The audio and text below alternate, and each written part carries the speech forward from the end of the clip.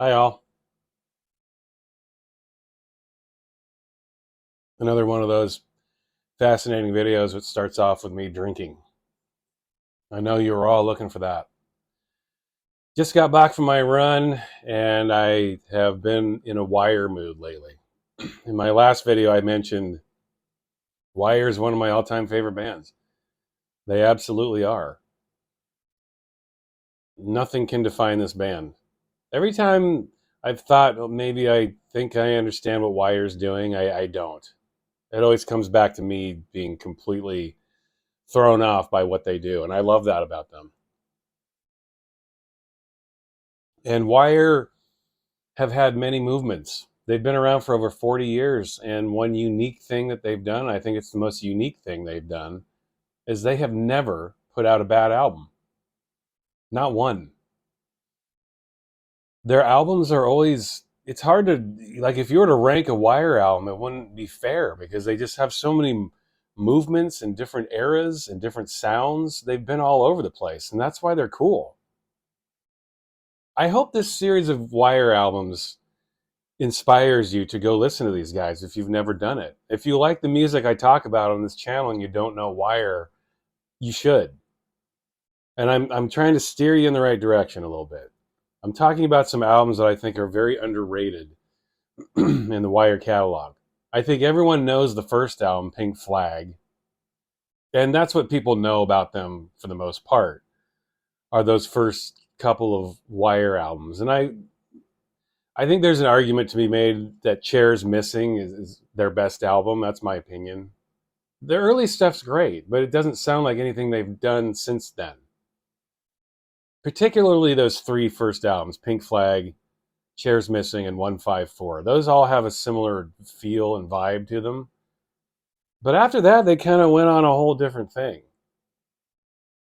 And they all have their side projects and side bands. Like Graham Lewis has Dome.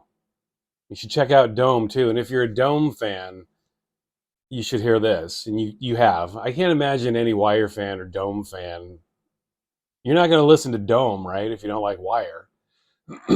And I think if there's any Wire album that sounds Dome-ish, or at least has Dome moments, it would be this. Manscape. This was the mark of a shift in their sound, I think. This was the beginning of a new era for Wire in some ways. I mean, not really in some ways, but in a big way in other ways. In the 80s, they have, and I think the 80s are their most dated sound. I still love it, but albums like A Bell is a Cup, Unless It's Struck, or It's Beginning to and Back Again, or Ahead, those albums still sound great. I do think they've aged a little bit. They still are amazing. They employed that 80s sound with the drums and the synthesizers. Some of it hasn't aged all that well, but it's still good. It still sounds different. This album, I think, was the beginning of the modern Wire in a lot of ways. Manscape. I know Manscaped sounds like the company of a back hair shaver. I know. Manscaper. But this is a great album. 10 tracks. Now, if you have the CD, this is another one of those 80s, 90s releases where if you bought the CD, it had a bunch more songs on it. If you were a vinyl buyer back then, it was frustrating. But not really, because those extra tracks you got on the CD, those were usually tracks they carried over from a single. So if you had the 12-inch, you'd have all the songs. And that's no different here. This CD has a couple of extra songs that you find on a 12-inch, and I'll show that in a minute. This, in my opinion, is the most underrated Wire album. And you should revisit this if you're a Wire fan and you think you don't like it as much as you should. And if you like the music that I talk about on this channel, you should definitely listen to this. This came out at a funky time. In 1990, everyone was obsessed with rave music and dance music and club music. Excuse me. And Wire did do a little bit with that here, There are some really intense rhythms and beats, but it's not dance music. It's pretty raw experimental rock music, if anything, like most of what Wire has always done, but very rhythmic. Arguably one of their more rhythmic albums, one of their most rhythmic albums. And I think that's important to remember when considering when this came out. It came out in 1990, and everyone was a slave to the groove then. This is definitely pretty groovy in a very disconnected, claustrophobic way. I think a lot of Wire music is like that. It can be very claustrophobic, but then it kind of takes off into another direction, and it surprises you. Wire music's always surprising, and that's what I love about these guys. That's what I love about all the records I talk about. They're unpredictable. When you find those bands and albums that take you on these journeys where you're not sure where you're going, those are the best, and that's what this is. There are some amazing tunes on here. I've always been surprised why this isn't a more popular Wire album. It really is excellent stuff. I'll show the inner sleeve here. It's some of the band's best lyrics, too. And you get the lyrics with this. You don't get lyrics with all Wire albums. You did on the earlier stuff. They don't do it on every album anymore. You will find albums like Change Becomes Us, that I talked about the other day. That doesn't have the lyrics for it, but this does, and that's good because there are some awesome lyrics on here. Oh, I'll show the label here. This came out on Mute Records. And there's a quote on this label. It says, "Bite off your tongue, swallow it whole." And that becomes more prescient when there's a track on here where you hear that in the lyrics. It's not on this album. It's on the CD. It's actually on a B-side on the 12-inch. I'll talk about that in a minute. Great lyrics. Graham Lewis was an awesome singer and lyricist too. That's another interesting thing about Wire, right? I mean, they have two singers, really. Colin Newman and Graham Lewis. By the way, Graham Lewis always reminded me of Klaus Kinski. Don't you think he looks like him? You put those guys together, you'd think they were brothers. Both very sinister looking, serious guys. Graham Lewis has got a great voice, just that deep, foreboding voice. And then Colin Newman's a little more soprano. He's a little more higher up on the register. When they're singing together, it's awesome. They do plenty of duets, as they were. But if you appreciate rock music, especially from this era, late 80s, early 90s, that started like the ashes of something evolving, like a new sound. Something's dying, but then something's being born from it. Like life springs from death. This record sounds like that a lot. It's the death of a sound, but then the birth of a new sound. And Manscape's really cool. In a lot of ways, I think it's their most unique sounding album. And you should definitely check it out. Some of the songs on here, one of my favorite Wire songs is a song called The Morning Bell. Listen to these lyrics. I'll just read them. The weak beneath the beak, the creep before the deep, the meat between the beat, the shit behind the teeth. The morning bell proves the distance to be another optical conclusion that you can buy shares in. The cages are full again, boys. The pages are full again, boys. The strangers are friends again, boys. The knives are blunt again, boys. Those are some lyrics, man.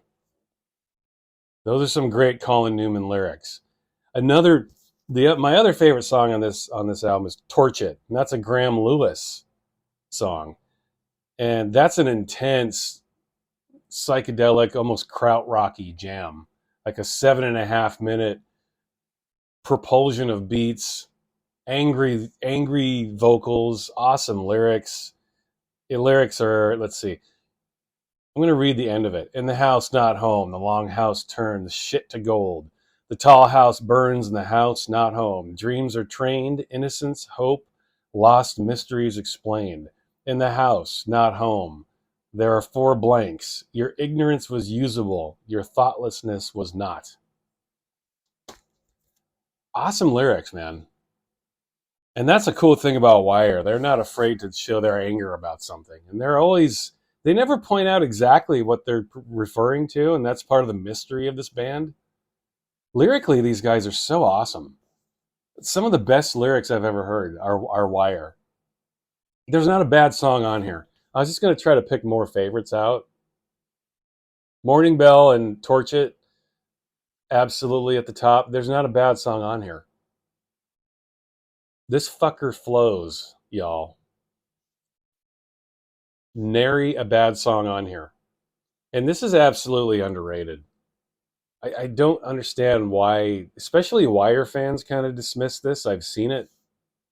Let's kind of look at him like, yeah, you're not listening. You are not listening closely enough. I wish they'd go back and make more stuff like this. Like recent stuff, they've been making more traditional rock music, which is fine. I mean, Mind Hive, their latest album, is one of their best albums they've ever made. But sometimes I wish they'd go back to making more music in the electronic vein. They've never really made a pure electronic album. It's not really ever happened. But when they incorporate the electronics, and they did that a lot on their next album too. I'll make a video about that. The album that came after this is really excellent too. I love every Wire album. They're all excellent in their own unique, quirky little ways. One of my favorites right here, Manscape. This is the 12-inch that was released with it, sort of. This is a promo only. Now, these tracks you see here, those were released on the CD and cassette versions, but not the vinyl version. Like Life in the Manscape, that wasn't on the album. And in my opinion, Life in the Manscape, this is the weakest song amidst all of the songs that came out with this album. It wouldn't have fit on the album. I can see why they didn't put it on there. It just doesn't fit. It's too poppy. Every song on the Manscape album is very deep, very I don't know. They all have a very very distinct mood. They're all lurking in the recesses. They're all dark. They're all foreboding songs. Life in the Manscape's just kind of a pop song. It seems like they were trying to make a song for the radio, and that's fine. It works in that way, but it doesn't work for the rest of the album. So if I had heard the CD version, I would have heard that and thought, that doesn't really fit with the rest of it. So I can see why they, at least on vinyl, I can see why they released it as a separate thing. And there's two versions. You get a radio mix and a 12-inch mix. 12-inch mix is basically like a extended dub dance mix. Vocals are pretty much completely bled out of it, but there's some new vocals on it. It's a totally different version. I would recommend grabbing this if you could. If you're a Wire fan, it's worth having. The real gems there are here, these two songs. I don't know if they're B-sides or not. Was this ever released as a single officially? I don't know. I only have this promo. This is a US promo. Did this come out in the UK? In Europe? I don't know. I know these songs all came out on the CD though. Stampede and I think Children of Groceries, right? Yeah, Children of Groceries. Excellent song. They both are excellent. And that's where you get that line, swallow your tongue whole. I think the line is, let me pull this back out. It's on that B side. And the label of the record. Bite off your tongue, swallow it whole before your tongue wags and betrays us all. How's that for a lyric? Yeah. And Graham Lewis is saying that, so his voice is rah. He's growling that in your ear. Powerful stuff. It is for me, at least. I'm captivated. Dark music. Dark smart, intelligent, complex music for dark, smart, intelligent, complex people. And Manscape, in a lot of ways, is one of their darkest albums. Like I mentioned before, if you like Graham Lewis's side project Dome, I wouldn't be surprised if this is one of your favorite albums. It's very minimal and rhythmic in its way, like a lot of that Dome stuff was. But it's still a Wire album. There's still tunes and melodies, and Colin Newman's all over this. But this band had two very distinct speeds sometimes. It was the Graham Lewis speed and the Colin Newman speed. And this is filled with it. Very complex album, very underrated. Friends, if you value my opinion, check this out. I would love to hear what you guys have to say about it. Make a moment to listen to this and then leave me your thoughts in the comments. Check this out. I don't think you'll be disappointed if you've never heard it. This album is now 33 years old, and I think still sounds good today here in 2023. Check it out. I don't think you'll regret it. I think you'll be pleased. All right, thanks. Until next time. Bye.